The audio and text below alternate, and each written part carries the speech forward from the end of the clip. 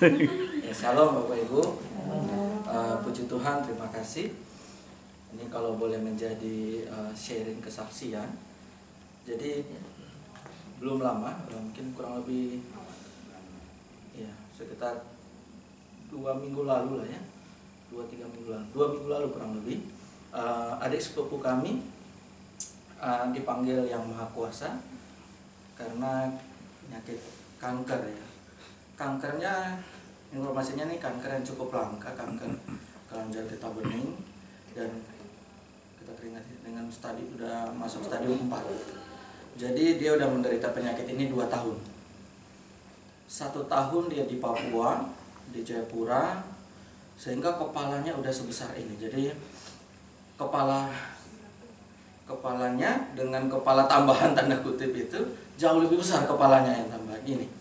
Jadi dia sudah menderita itu selama 1 tahun dan sudah divonis dokter, semua dokter angkat tangan, dibawa ke Makassar.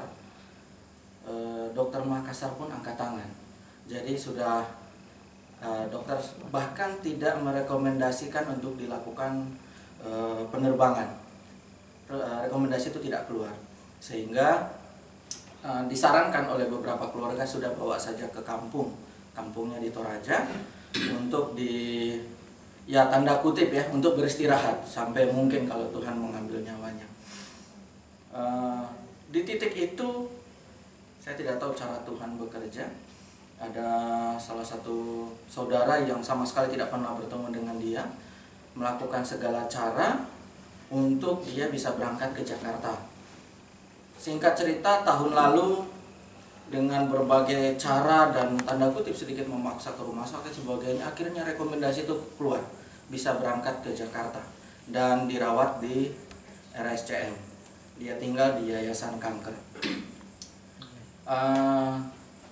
Jujur pertama kali kami ketemu, kepala sudah sebesar ini, kalau lihat mata kanannya sudah buta, mata kanannya ada di bawah sini, kebayang sebuah penderitaan luar biasa. Tapi satu hal saya pelajari dalam kehidupan dia terus hidupnya sukacita, hidupnya ceria gitu, dan dia tidak berhentinya berharap, punya pengharapan bahwa dia akan sembuh. Berlalu dia lakukan kemoterapi dan sebagainya. Puji Tuhan, kepala yang sudah besar itu menipis dan kembali lagi bentuk kepala normal. Kami melihat luar biasa. Kami tidak henti-hentinya, hampir setiap bulan kami kunjungi.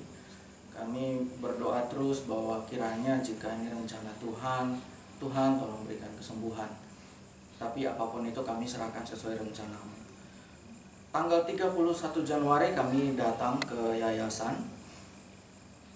Saat itu kami seperti biasa, kita terus pujian, doa juga gitu. Di saat itu kami melihat dia sudah semakin baik, sudah semakin sehat. Makannya tuh banyak, luar biasa. Kalau makan mie ayam bisa 3 mangkok gitu. Jadi makannya luar biasa. Kalau kami bawa makanan itu, nasinya mungkin 2 kali porsi saya. Kebayang ya Pak Yosef, porsi saya saja sebagai dua kalinya porsi saya. Jadi secara makan semua baik begitu. Kami kunjungi dia 31 Januari.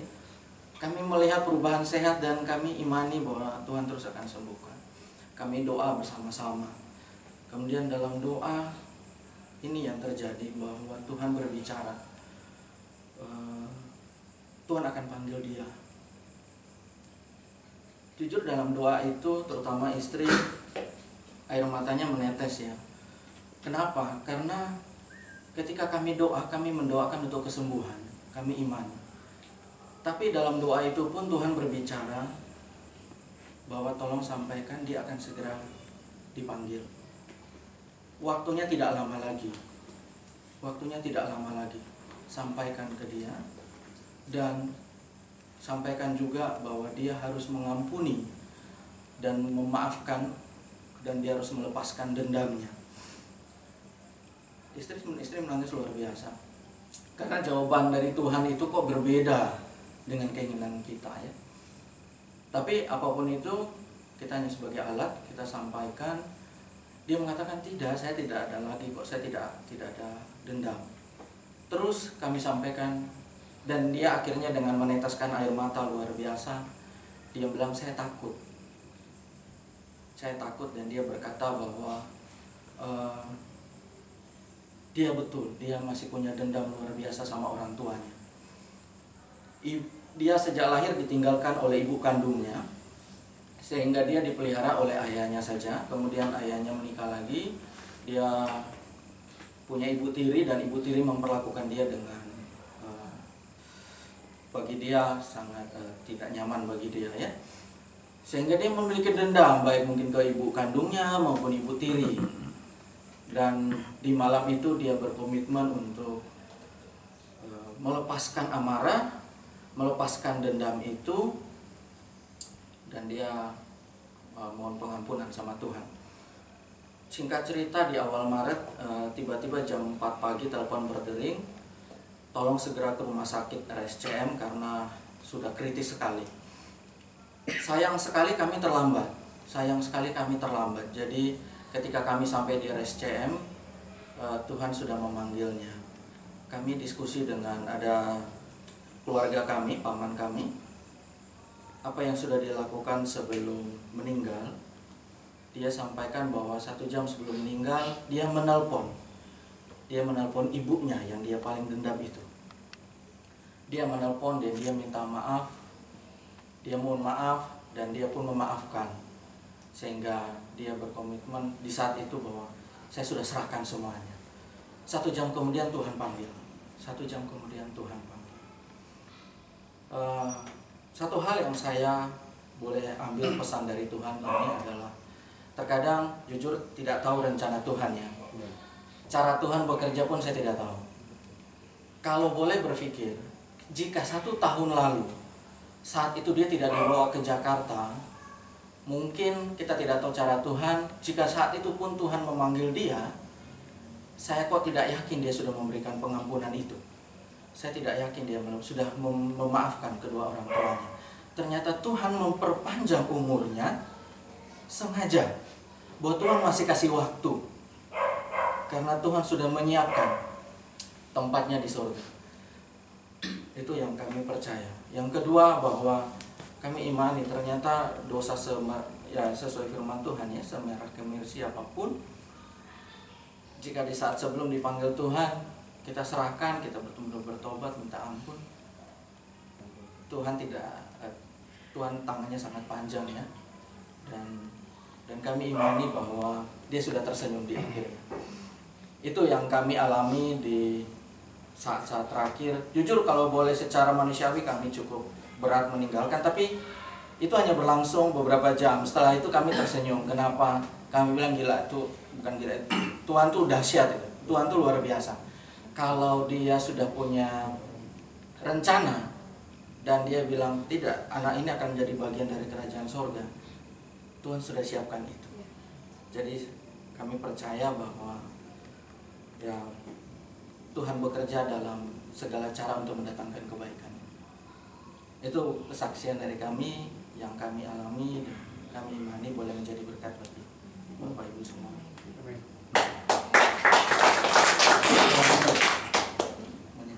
Mengingatkan saya selama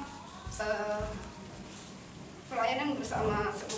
Jujur sebelumnya kami nggak pernah kenal sama dia. Dia dari Jayapura, tiba-tiba sampai di Jakarta. Keluarga cuma telepon, adek, saya dipanggil adek di keluarga. Adek, ini ada keluarga dari abangmu, dia sepupu, dia sekarang lagi sakit, tolong kamu layani, doakan gitu, ya. Saya datang, kita pertama kali datang ke RSCM, entah kenapa ketika saya melihat dia, saya sayang sama dia gitu loh. Tuhan, di umur saya cuma beda 1 tahun sama dia, tapi saya melihat dia itu semangat luar biasa. Cuma Tuhan, kadang aku sehat, aku masih mengeluh gitu, tapi saya melihat dia itu dalam kesakitan dia cuma bilang, Kak, tanpa dia ada rasa sungkan, dia ngomong, Kak, adek janji, adek sehat, bawa adek ke Monas ya, gitu. Dari kamar dia di RSCM itu kelihatan sekali itu ke Monas. Saya bilang, sama dia, adek, kamu imani Tuhan akan sembuhkan kamu, kita akan jalan ke sana. Iya, Kak. Semasa kami melayani dia hampir 1 tahun, ya, itu sukacita luar biasa dia jalani. Dia cuma bilang, Kak, adik sembuh, amin, kita bilang gitu. Terus dia bilang, Kak, pokoknya karena dia matanya dua-dua sudah buta, dia bilang, Kak, kalau adik sembuh adik bisa melihat adik tantang kakak sama abang main badminton. Itu saya bilang, Tuhan luar biasa engkau memberi dia kekuatan gitu ya. Dan yang paling memang kalau jujur secara manusia ini menyakitkan bagi saya adalah ketika doa saya lagi sama suami ini mengimani dia sembuh, tiba-tiba Tuhan berbicara sama saya. Tuhan bilang, anakku, sampaikan ke dia bahwa waktunya tidak akan lama. Kalau ibu-ibu, bapak-bapak di posisi saya lagi doa mengharap mujizat, dengar itu seperti apa rasanya. Itu saya nggak bisa ngomong, saya cuma nangis, tapi saya tetap harus sampaikan ke dia. Itu saya ngomong ke dia, saya sampaikan, Dek, Tuhan berbicara, kamu percaya tidak percaya? Kakak minta maaf, Tuhan cuma bilang waktu tidak lama. Di situ dia menangis, dia bilang, Kak, adik takut. Sekarang kamu jangan takut. Tuhan bilang waktumu tidak lama. Kenapa? Tuhan ingin kamu bertobat sekarang. Tuhan ingin, karena Tuhan sayang kamu. Tuhan ingin kamu ada di kerajaannya. Dia bilang, Kak, di hari terakhir mungkin nggak saya melihat. Saya tahu bahwa itu tidak akan terjadi. Saya cuma bilang, Dek, kamu akan melihat tempat yang lebih indah daripada dunia ini. Akhirnya di situ terakhir dia mengakui bahwa, ya Kak, saya akan bertobat, saya betul-betul tobat, saya siap. Saya bilang, Tuhan, mungkin saya di posisi dia pun saya tidak sanggup, tapi saya melihat dia yang luar biasa kuat, luar biasa semangat. Dan saya selalu, apapun saya bilang, kalau orang sakit mengeluh sama saya selalu sharing sama dia bahwa saya punya saudara yang lebih parah daripada kamu, tapi semangat hidupnya nggak pernah hilang. Dan dia percaya bahwa dia tahu Tuhan mendidik dia karena Tuhan ingin dia bertobat, karena dia mengakui masa hidupnya itu tidak baik. Sama dia masih sehat, dia tidak percaya, bukan tidak percaya Tuhan, tapi dia memang Kristen tapi dia jarang ibadah, ya hidupnya anak muda gitulah ya. Jadi dia menyadari, dan kami bersyukur walaupun di hari terakhir kami nggak bertemu sama dia, tapi kami percaya bahwa dia sudah ada di tempat yang terindah. Amen. Sama Tuhan. Pujian ini kami bawakan semoga jadi berkat dan mengingatkan kembali memori bersama dia.